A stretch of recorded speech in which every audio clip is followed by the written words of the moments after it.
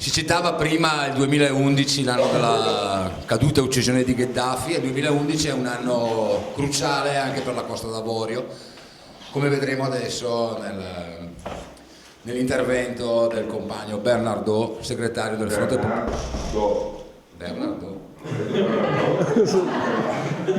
Italianizzato. Bernardo, segretario del Fronte Popolare Ivoriano per Brescia. Je vais faire un cadre général pour vous permettre de comprendre l'évolution politique, historique, le contexte dans lequel est né le président Laurent Gbagbo, celui pour qui je parle aujourd'hui. Come dicevo prima, cercherò di farvi capire un po' il contesto storico, politico-storico, per farvi capire come è accesso al potere il presidente Laurent Gbagbo in Costa d'Avorio.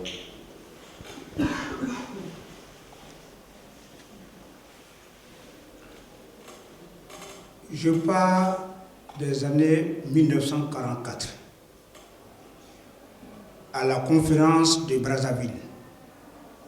Inizio dall'anno 1944 alla conferenza di Brazzaville in Congo. À ne pas confondre Da non mischiare avec la conférence sur le Congo. Da non mischiare con la conferenza sul Congo De 1884 et 85. da 1884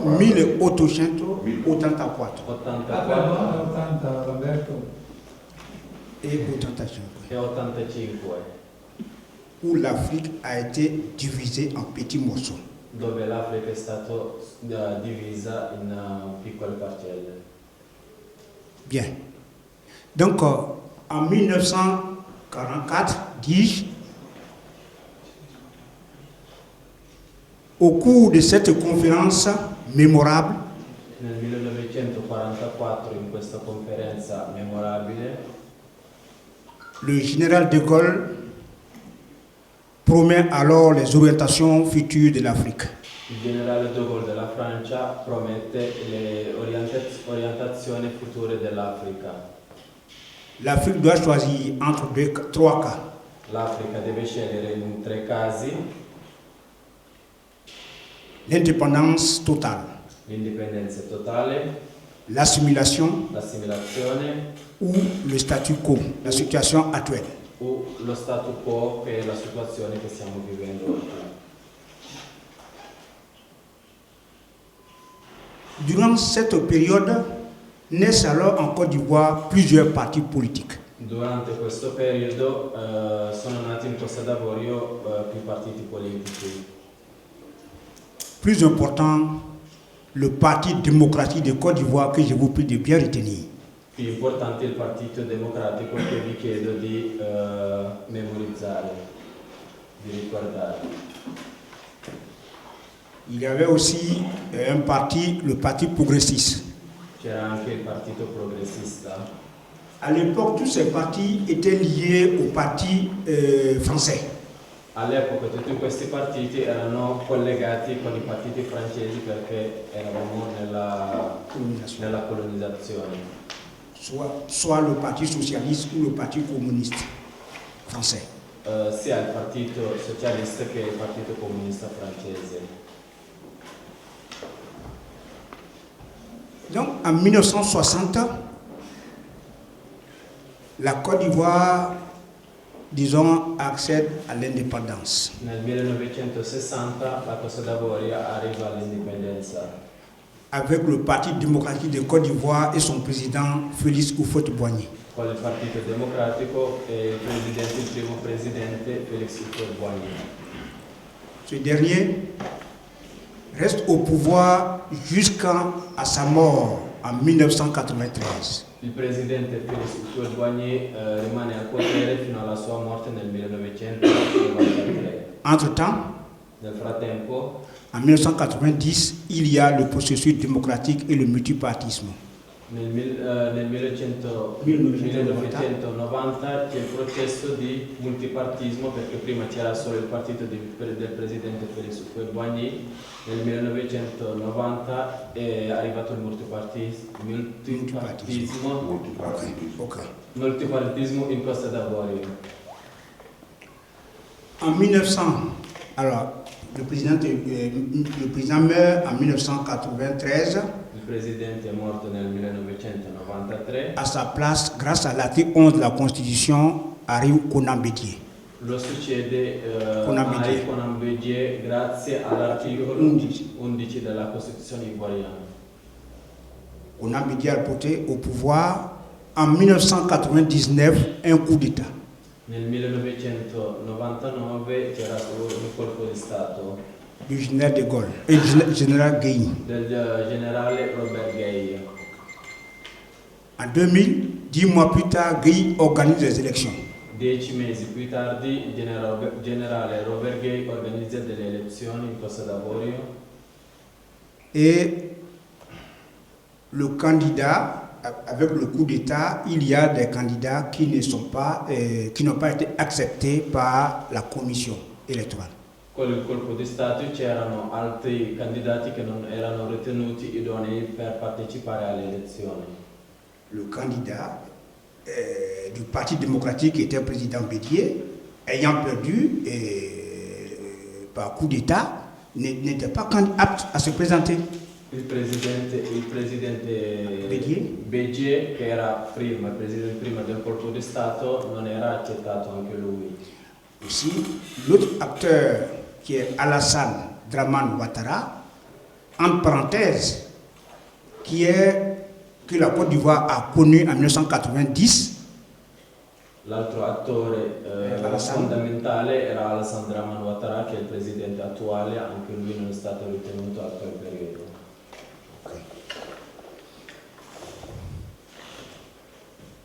Alors, Gbagbo Laurent gagne les élections. E vince queste elezioni Laurent Gbagbo en 2000. Nel 2000. En 2002, il y a un coup d'État. Nel 2002, 2 anni più tardi, un altro colpo di Stato.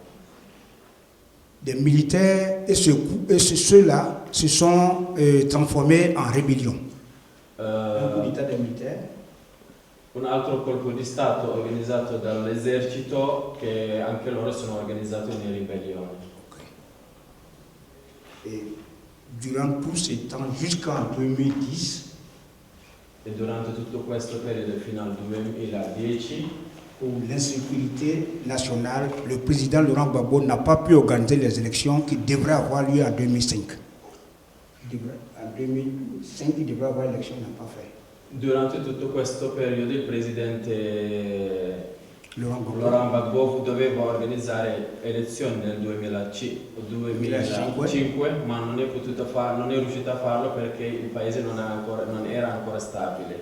2010, il organise alors les élections. Elezioni che organizza nel 2010. Dans un pays divisé en deux. In un paese diviso in due. Voici un peu le cadre général dans lequel est né celui pour qui je parle, le président Laurent Gbagbo. Vous allez comprendre maintenant pourquoi est-ce que cet homme est devenu si important en Afrique. Ecco un po' il quadro generale che è successo in Costa d'Avorio, e adesso vi parlerò del presidente Laurent Gbagbo, come è arrivato al potere e tutta la sua storia. Un presidente che è molto importante, una storia che è molto importante. Adesso capirete meglio tutta la storia del presidente Laurent Gbagbo. Je voudrais que mes amis du Parti communiste, Ozzy, le secrétaire Lamberto et tous mes camarades qui, durant ces 2 dernières années, ont fait un effort pour comprendre les problèmes de la Côte d'Ivoire et de l'Afrique entière. Je voudrais que mes camarades comprennent l'histoire. Vorrei far capire ai miei amici, ai miei compagni una storia che stavano cercando da 2 anni, una storia che stavano cercando di capire da 2 anni. Adesso è il momento veramente per aiutarvi a farvi capire. Avant de finir, je vous remercie beaucoup. E vi ringrazio tanto. Le thème, c'est Laurent Gbagbo, une icône panafricaniste. Il tema è Laurent Gbagbo, una icona panafricanista. Qui est cet homme? Chi è questa persona? Laurent Gbagbo est un homme commun. Laurent Gbagbo, il presidente Laurent Gbagbo è una persona comune. Il est né en 1945, È nato nel 1945, à la fin de la Deuxième Guerre mondiale. alla fine della seconda guerra mondiale. Il est né dans une période où les partis africains commencent à se former. È nato in un periodo in cui i partiti africani hanno cominciato a emergere. Son père est un sergent de l'armée ivoirienne. Il suo papà era un sergente dell'esercito della Costa d'Avorio francese all'epoca Sa mère est ménagère. e sua mamma casalinga. Parler de Laurent Gbagbo, il faut aussi parler de sa femme. Per parlare del presidente Laurent Gbagbo bisogna anche parlare di sua moglie, Il faut parler aussi de son parti, parlare anche del suo partito, le Front populaire ivoirien dont je suis le représentant ici à Brescia. il Fronte Popolare Ivoriano di cui lui è il rappresentante qua a Brescia. Simone Gbagbo Simone Gbagbo, la moglie di Laurent, est professeure à l'université d'Abidjan. era professoressa all'Università di Abidjan. Elle est aussi à la base de la création de ce parti. Era anche alla base della creazione del partito.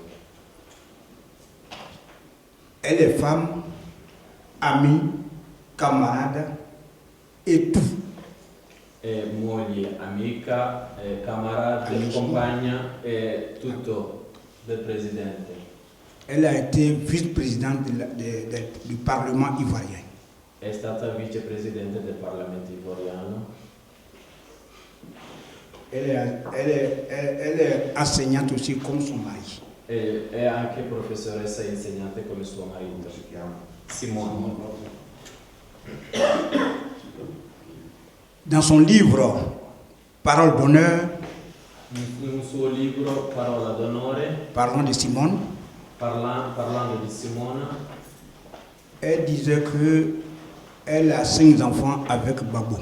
diceva che aveva 5 figli con Laurent Gbagbo, il presidente. Et leur premier fils E il loro primogenito est professeur à l'université d'Abidjan, è anche professore all'Università di Abidjan, une famille d'enseignants. quindi una famiglia di insegnanti. Bien, Bene. en 1960 donc, Nel 1960 quindi la France donne l'indépendance avec la main droite. la Francia dà l'indipendenza alla Costa d'Avorio con la mano destra. Au moment où le président tend la main pour la prendre, Al momento in cui il presidente tende la mano per prendere l'indipendenza, la France donne la main gauche. la Francia dà la mano sinistra. Dans la main gauche, Nella mano sinistra il y a le drapeau c'è la bandiera et l'hymne national. e l'inno nazionale. Il n'y a plus rien. Non c'è più nulla dopodiché. En 1963, Nel 1963 le président Houphouët-Boigny étant déjà au pouvoir, il presidente Houphouët-Boigny essendo al potere, il y a un coup d'État. c'era un colpo di Stato. Un coup d'État bizarre. Un colpo di Stato bizzarro. Le père de Laurent Gbagbo est arrêté. Il papà di Laurent Gbagbo fu arrestato. Ce coup d'État est bizarre parce que Questo colpo di Stato è bizzarro perché le plus souvent on fait coup d'État pour enlever le président. spesso si fa un colpo di Stato per togliere un presidente. Cette fois-ci, c'est le président qui fait le coup d'État. Questa volta è il presidente che fa un colpo di Stato. Pourquoi? Per cosa? Le président fait cela pour pouvoir éliminer sûrement ou écarter les partis politiques naissants qui existaient déjà. Il presidente ha fatto questo finto colpo di Stato, era per scartare i partiti politici che stavano nascendo. Et à l'intérieur de son propre parti, il y avait l'aile gauche qui était communiste. E all'interno del suo proprio partito c'era la sinistra che era comunista. Questi sont éliminés aussi. E anche questi sono stati eliminati.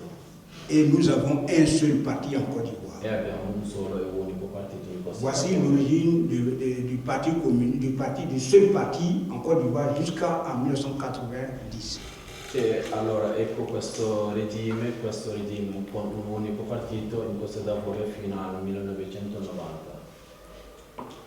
En 1969, Nel 1969 il y avait un syndicat c'era un sindacato des étudiants. dei studenti.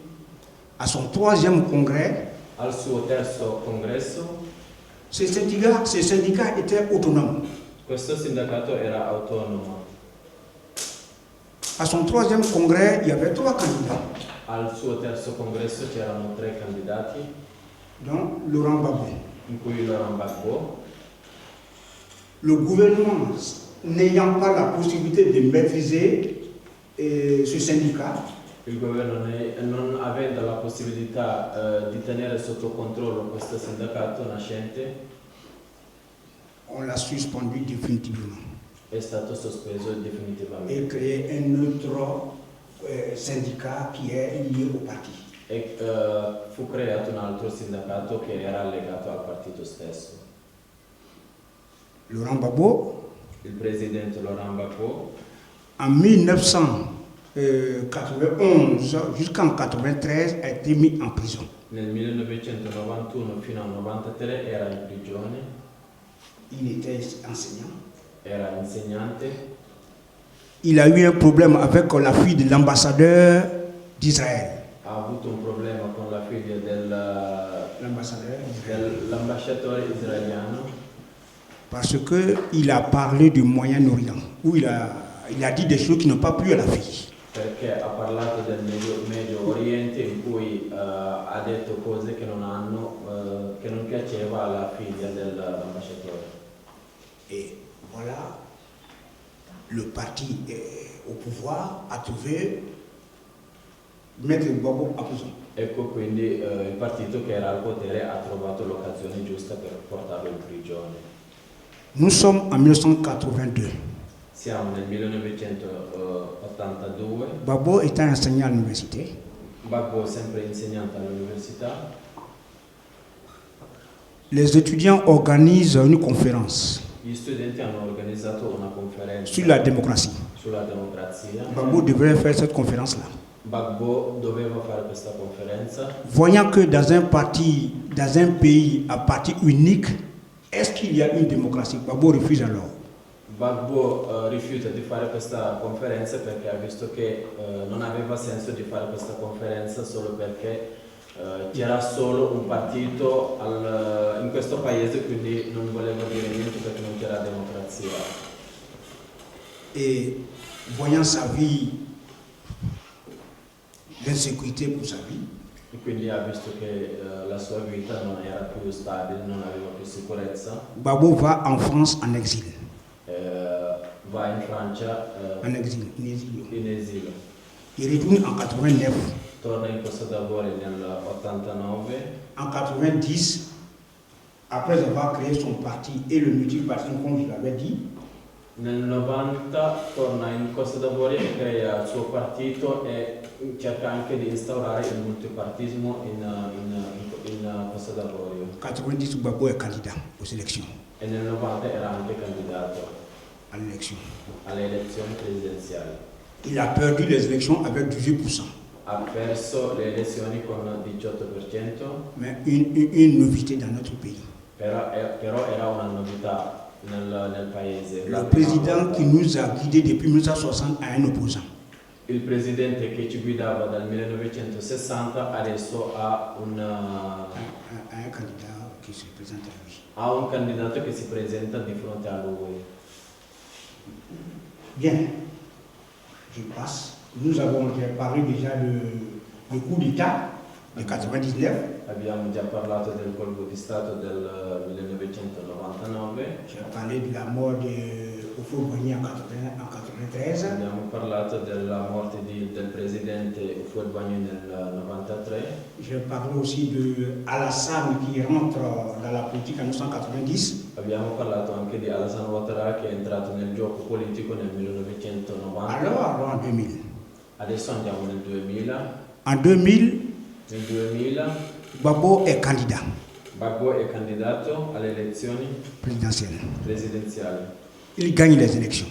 Vince queste elezioni, Curieusement, però bizzarramente en 2002, nel 2002 il y a la rébellion. c'è una ribellione. Derrière cette rébellion, Dietro questa ribellione il y a un pays, c'è un paese, la France. la Francia. En 2004, Nel 2004 Gbagbo, voulant unir son pays, Gbagbo voleva unire il paese, parce qu'en 2002, le pays est divisé en deux. perché nel 2000 ricordiamo che il paese era diviso in due. Au nord, 60% de la population de l'espace ivoirien était aux mains des rebelles. 60% dello spazio del territorio era nelle mani della ribellione 40% au pouvoir. e 40% al potere. Voulant unir en 2004, E Gbagbo voleva unire questo paese il attaque alors avec son armée, e attacca questo l'armée, con l'esercito, avec l'avion, gli l'hélicoptère. aerei, tutto l'esercito. Et au moment où le président français arrivait à unir ce pays-là, E quando pensava di unire questo paese, voilà que la France intervient, lì interviene la Francia éliminant tous les avions de la Côte d'Ivoire. e poi lì la Francia ha bombardato tutti gli aerei della Costa d'Avorio. Dans cette situation, E in questa le situazione président Laurent Gbagbo a lutté plusieurs fois pour qu'il y ait la paix. il presidente Laurent Gbagbo ha lottato più volte affinché sia la pace, Il n'a pas réussi. però è stato vano, C'était dur, è stato duro, parce que la France est derrière. perché c'era la Francia dietro. Alors, avec la pression de la France, E quindi con la pressione della Francia, des grandes puissances comme les États-Unis, altri poteri come gli Stati Uniti je peux parler aussi des organisations internationales, e anche delle organizzazioni internazionali, en 2010, nel 2010, malgré que le pays soit divisé, anche se il paese era diviso, Gbagbo organise les élections. Gbagbo organizza queste elezioni. La commission électorale indépendante La commissione elettorale indipendente, qui avait la décision provisoire che aveva la decisione provvisoria, déclare le candidat Alassane comme vainqueur. dichiara il candidato Alassane Ouattara come vincitore di queste elezioni. La Cour constitutionnelle, La Corte Costituzionale, qui avait le dernier ressort, che aveva l'ultima parola, a décidé que Gbagbo est vainqueur. dichiara il presidente Laurent Gbagbo come vincitore. Voici un problème. La Côte d'Ivoire s'est trouvée deux présidents. E lì nasce un problema perché la Costa d'Avorio adesso ha due presidenti. Alassane, qui a été déclaré par la commission électorale, est supporté par la France. Alassane Ouattara, che è stato dichiarato dalla commissione elettorale e anche aiutato dalla Francia. Et que l'ONU, tout le monde est derrière lui. E tutti, anche le altre organizzazioni Sul piano internazionali, internazionale. tutti erano dietro di lui perché c'era la Francia.